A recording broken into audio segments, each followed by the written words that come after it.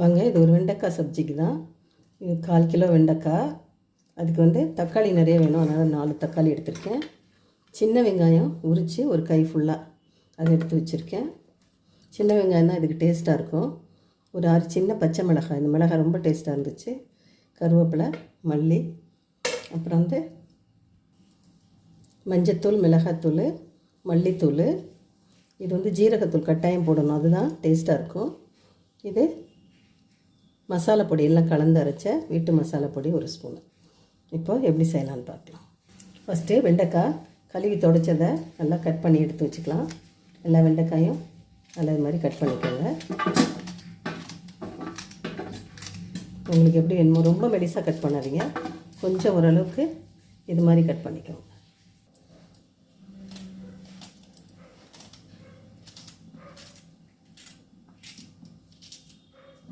ஃபுல்லாக இது மாதிரி கட் பண்ணி எடுத்துக்கோங்க.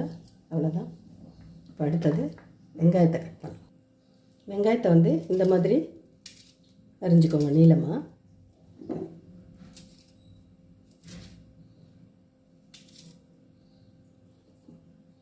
இது மாதிரி அரிஞ்சு எடுத்துக்கோங்க. ஆனால் சின்ன வெங்காயம் தான் போடணும், அதுதான் ரொம்ப டேஸ்ட்டாக இருக்கும். அதனால் வெங்காயத்தை எல்லாம் இது மாதிரி ஃபுல்லாக வெட்டி வச்சுக்கலாம். அது உள்ள இந்த 4 தக்காளியும் கொஞ்சம் தண்ணி கொதித்தோடனே அதில் போட்டு எடுத்துக்குவோம். தோலை உரிக்கணும், அதனால் தண்ணி கொதிக்கட்டும். தண்ணி கொதிச்சிருச்சு. 4 தக்காளியும் அதுக்குள்ளே போட்டு 1 நிமிஷம் மூடி வைக்கலாம். ஸ்டவ் ஆஃப் பண்ணிடுவோம். வந்து இப்போ ஸ்டவ்வை பற்ற வச்சு கடாய் அடுப்பில் வச்சு இப்போ இந்த தக்காளியை எடுத்து தோலை உரிச்சிட்டு நல்லா மெலிசாக கட் பண்ணிக்கலாம். கொஞ்ச நேரம் பச்சை தண்ணியில் போட்டு கூட உரித்து வெட்டிக்கோங்க. இது மாதிரி உரித்து எடுத்துக்கோங்க.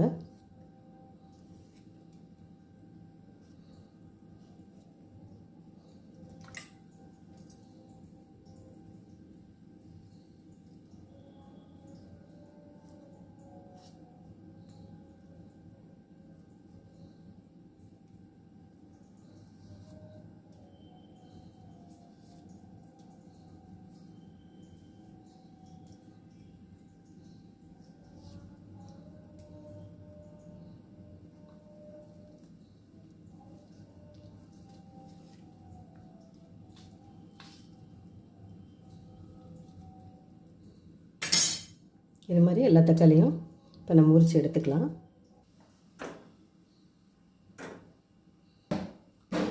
நாளையும் நான் உரித்து எடுத்துட்டேன். இப்போ இது எல்லாத்தையும் மெலிசாக கட் பண்ணி எடுத்து வச்சுக்கலாம். பாருங்கள், இது மாதிரி மெலிசாக கட் பண்ணி எடுத்து வச்சுக்கோங்க. அந்த தக்காளி உரித்த தோலை வந்து நான் தனியாக தான் வச்சுருக்கேன். இதை வந்து கொஞ்சம் கசக்கி எடுத்தோம்னா அதுலேருந்து சாறு வரும், அதனால் வச்சுருக்கேன். இப்போ பார்க்கலாம். கொஞ்சமாக எண்ணெய் விட்டுக்கோங்க. ரீஃபைண்ட் ஆயில் இல்லை கடலை எண்ணெய் விட்டுக்கோங்க. நல்லா எண்ணெய் காயட்டும். காஞ்ச பிறகு இந்த வெட்டின வெண்டைக்காயை அதில் சேர்க்கணும். எண்ணெய் நல்லா காஞ்சிச்சு. இப்போ வெண்டைக்காய் சேர்த்துட்டு நல்லா வதக்கிவிடுங்க. நல்லா வேகிற வரைக்கும் நல்லா வதக்கி விடுங்க.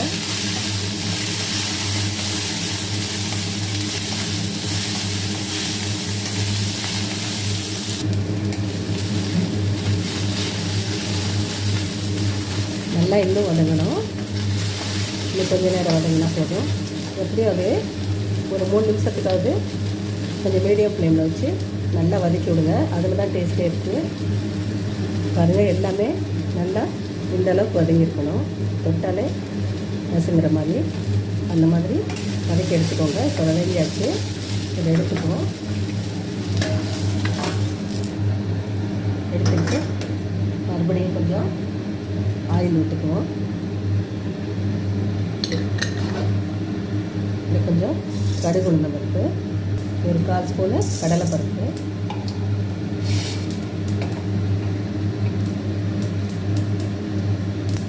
நல்லா வெடித்தோடனே கருவேப்பிலை ஊற்றி பருப்பு,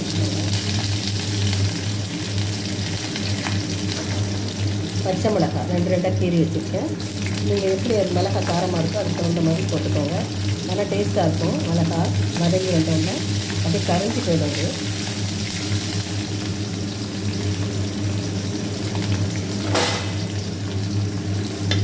போட்டு சின்ன வெங்காயத்தை எடுத்து இது நல்லா நசுக்கி விட்டு போடுங்க.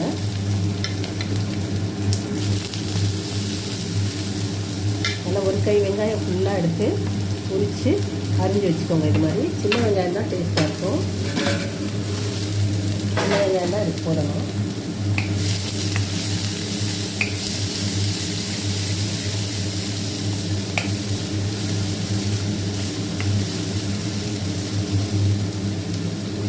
வெங்காயமே தெரியாது, அந்த மாதிரி வதக்கணும். நல்லா கொஞ்சம் வதங்கட்டும்.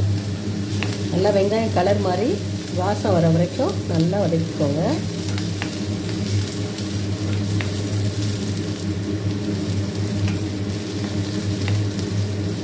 நல்லா 1 நிமிஷமாவது ஆகும். நல்லா வதக்கி எடுத்துக்கோங்க. வதக்கின பிறகு இப்போ அந்த தக்காளியை சேர்த்துக்கோங்க. ஏன்னா வெங்காயம் வந்து வாயில் கடிப்படுற மாதிரி தெரியாது, நல்லா கரையணும். அதுக்காக தான் நல்லா வதக்கிக்கோங்க. அப்போ தான் டேஸ்ட்டாக இருக்கும். அது பெரிய வெங்காயத்தோடு இது தான் டேஸ்ட்டாக இருக்கும். அது வந்து கொஞ்சம் இனிக்கிற மாதிரி இருக்கும். இது நல்லாயிருக்கும்.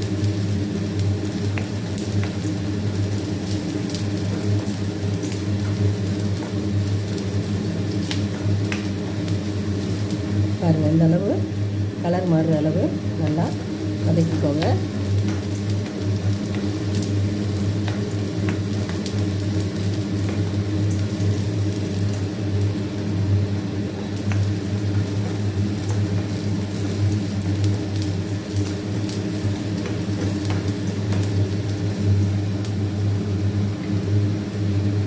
நல்லா ப்ரௌன் கலராக மாறிடுச்சு. இப்போ இந்த தக்காளி இதில்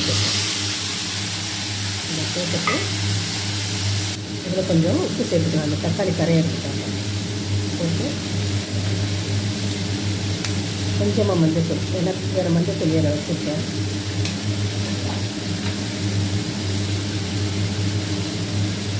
போட்டு கொஞ்ச நேரம் மூடி வைக்கணும். அடுப்பை வந்து சிம்மில் வச்சுக்கோங்க. அதுக்குள்ள இந்த தக்காளி தோலை வந்து நல்லா கையில் கரைச்சிட்டு அதில் சாறு இருக்கும், அதை எடுத்து வச்சுக்கலாம். பாருங்கள்,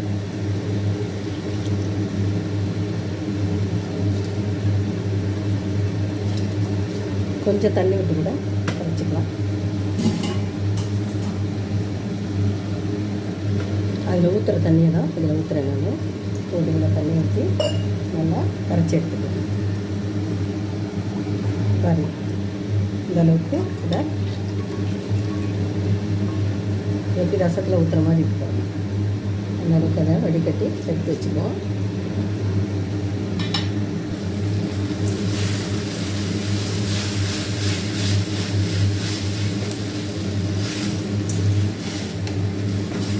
இது கொஞ்சம் தக்காளி வதங்கட்டும்.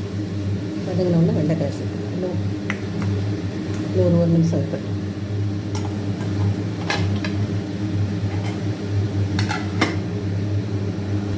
வாங்க பார்க்கலாம்.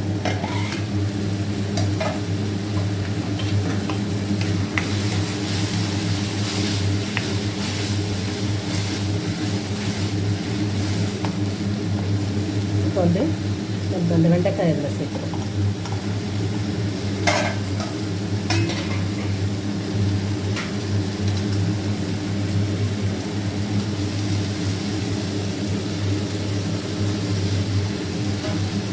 வெண்டைக்காய் ஃபுல்லாக அதில் சேர்த்துட்டு இந்த குழம்பு மசாலா பொடி, மஞ்சத்தூள், மிளகாத்தூள், மல்லித்தூள், ஜீரகத்தூள் கட்டாயம் போடணும். அப்போ தான் அது டேஸ்ட்டாக இருக்கும். இது எல்லாத்தையும் போட்டுட்டு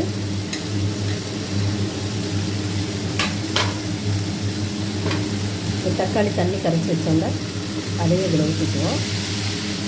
ஊற்றிட்டு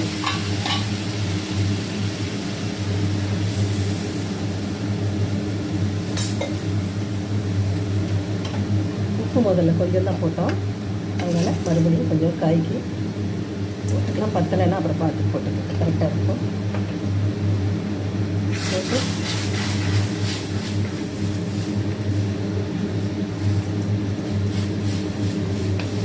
நல்லா கலக்கி விட்டு கூட கொஞ்சம் தண்ணி ஊற்றிக்கிறோம். போதும்.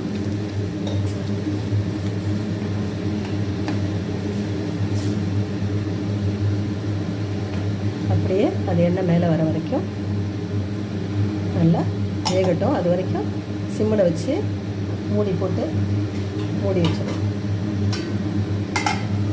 அவ்வளோதான், முடிஞ்சிச்சு. வேகட்டும். நடுவில் கிளறி கிளறி விடுங்க. இன்னும் கொஞ்சம் நல்லா வத்தட்டும். அது வரைக்கும் சூப்பராக இருக்கும். நீங்கள் சாப்பிட்டு பாருங்கள். சாதத்துக்கு சாப்பிட்லாம், சப்பாத்திக்கு சாப்பிட்லாம், இட்லி தோசை கூட இதை கொஞ்சம் கிரேவி அப்படியே வச்சு சாப்பிட்லாம். அப்படின்னு வச்சுக்கிட்டோம். பாருங்கள் எப்படி எண்ணெய் மேலே வந்து வெந்துச்சுன்னு.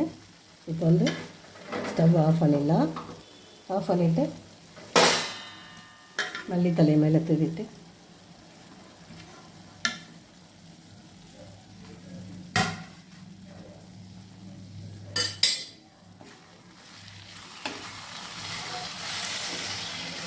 அவ்வளோதான். எடுத்து வச்சு சாப்பிட்டு பாருங்கள். ரொம்ப சூப்பராக இருக்கும். பிடிச்சிருந்தால் லைக் பண்ணுங்கள், ஷேர் பண்ணுங்கள், மறக்காமல் சப்ஸ்கிரைப் பண்ணுங்கள். நன்றி, வணக்கம். அப்படியே சாதத்தில் போட்டு சாப்பிட்லாம், தயிர் சாதத்துக்கு தொட்டு சாப்பிட்லாம். இது வந்து ஒரு 5 பேர் சாதத்துக்கு போட்டு பிசைஞ்சு சாப்பிட்லாம், நல்லாயிருக்கும். இதை வச்சு ரசம் வச்சிங்கன்னா கூட போதும். பிடிச்சிருந்தால் லைக் பண்ணுங்கள், ஷேர் பண்ணுங்கள். ரொம்ப நன்றி, வணக்கம்.